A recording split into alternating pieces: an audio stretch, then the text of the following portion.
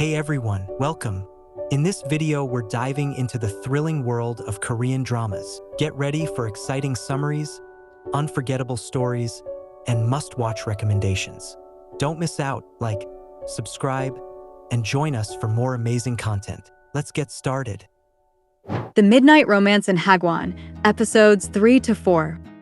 The cutthroat competition of Hagwon teachers intensifies as our leads team up to take down their enemy.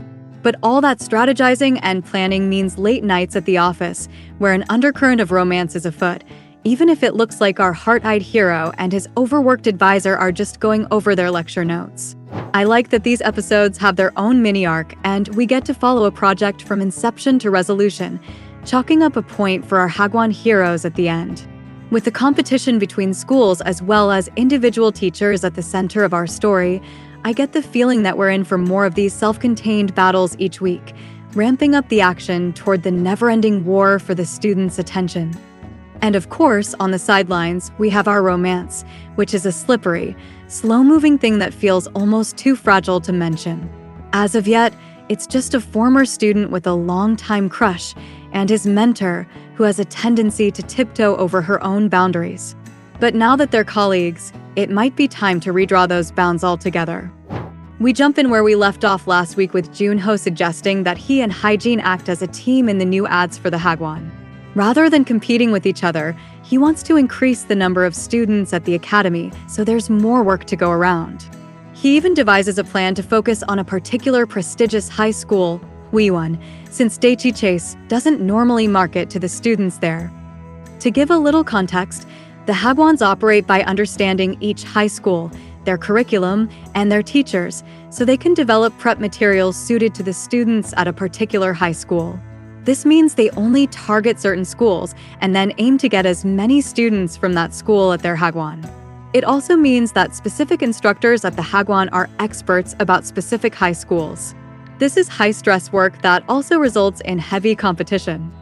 So, when Junho suggests that they target Hagwon, it means they are directly going after another Hagwon that already teaches most of the students at that school. Enter the Grey Witch, Seo Youngyeon, with a full head of gray hair, who directs the Choisean Korean Hagwon.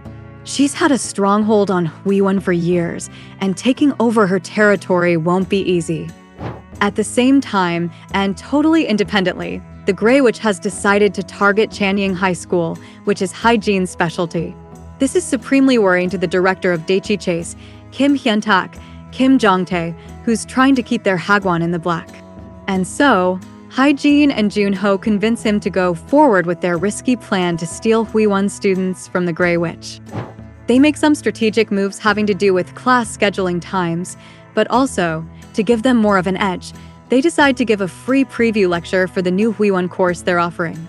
The idea is that Junho and Hyejin will be tag team teachers, utilizing her reputation as a star instructor and his history as her prized pupil. He's a graduate of Chanyang, which is how Hyejin became the go-to instructor for that school. The new ads, which feature the two of them together, just might garner them enough attention to make this scheme work. There are a couple of complications, though. First, they decide to keep the whole thing a secret, even from their own colleagues, and when the ad comes out, there are some hurt feelings around the office. Particularly upset is the other new recruit that got hired along with Junho, NM Chung-amai, So Ju-yeon, who has more qualifications than Junho does, but didn't go to a prestigious school like he did. To her, it reeks of favoritism, maybe classism, and as sweet and even-tempered as she is, she's not going to take it sitting down. The backstory to Chungmi's plan is this.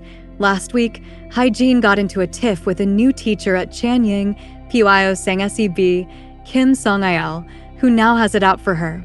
He's changed his curriculum so that Hyejin's lessons no longer work for his exams. I mean, this is the level of rivalry.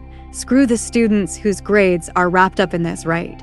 As it turns out, Chungmi successfully taught Sang-seob students when he was at his former high school and she was at her former Hagwon. And so, Chungmi decides to step in and offer her own course to Chanyang students to directly compete with Hyejin. That's a lot of chess pieces on the board. Everybody still with me? The second complication is that once the ad goes up, the Grey Witch implements her own strategy to sabotage the free lecture. In the end, all the Hagwon students attend her supplementary class, scheduled at the same time, rather than go to Daechi Chase. With an empty lecture hall, Hagwon gets physically ill and looks like she's about to have a breakdown. And her bosses are irate. This was a huge risk, and it failed. Except, one student shows up. We know that this student was sent as a spy by the school, who threatened his scholarship if he didn't go, and that's the only reason he's there. But no one else knows this, and Junho's got a lot of heart. He wants to go forward with the lecture as planned. So what if it's only one student? It's still a student. In light of his optimism, Hagwon pulls herself together and decides she'll be the one to give the lecture. She thinks back on tutoring Junho and says that teaching students one-on-one is her strong suit. He's the proof of that. And when she enters the lecture hall and hits her stride by engaging the student directly, Junho is also thinking back on her as a young teacher. How energized she looked. How he couldn't stop glancing at her.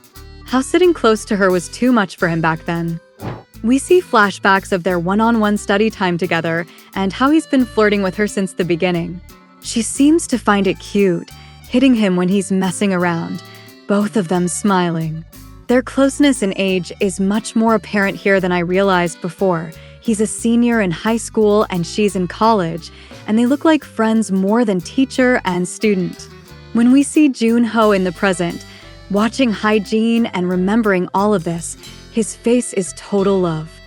This ending scene comes after a slow-mounting build-up throughout the episode of the two getting closer as they work side by side. They spend late nights at the office, drive home together after work, and even text all evening from their respective homes while Hagwon can't contain her giggles and smiles. We don't get to see the full conversation, but we know he's jokingly calling her by her name, instead of teacher. One night, when their lecture plan is still a secret, Chungmi comes to the office after hours and our OTP shuts off all the lights in the classroom and hides in a corner together. Chungmi stays so long that they end up sneaking out and running to the parking garage, where Junho grabs Hagwon's hand to slow down and she pulls away nervously.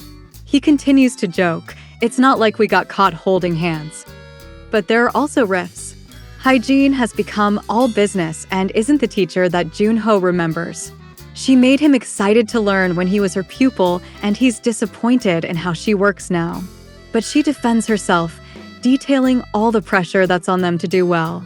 Still, when he sees her light up at the single-student lecture, the Hagwon he remembers has returned. The episode ends on a high note with the spy student going home after the lecture and texting all his classmates that he's switching to Daechi Chase. Since he's the top student in the class, that's a big deal. We've already learned that getting high achievers to switch Hagwons is tough. Since they're already succeeding, there's no reason to change. So, this recommendation is high praise for Junho and Hagwon, and it looks like their risky move was a success after all. This drama is a slow mover, but these episodes won me over. Once our leads started working together, their dynamic felt more real to me than it did last week. Hagwon still acts like the teacher, since she's still the mentor, even in the job, and Junho is trying to earn his place at the table as a colleague, rather than a student. And the flashbacks help lock everything in place. They're close in age. They've always worked one-on-one. And they mutually benefited each other. He got into college, and she got prestige as a teacher right after her first gig. It's no wonder they've had feelings brewing for so long, and no wonder they had to keep them under wraps. I'm excited to see how it plays out now that they can finally start acting on them. Thank you for watching. If you enjoyed our dive into the world of Korean dramas, make sure to hit that like button and subscribe to our channel for more awesome content. We'd love to hear from you. Drop a comment with your favorite K-drama or any recommendations you have for us. Stay tuned for more exciting videos, and see you in the next one.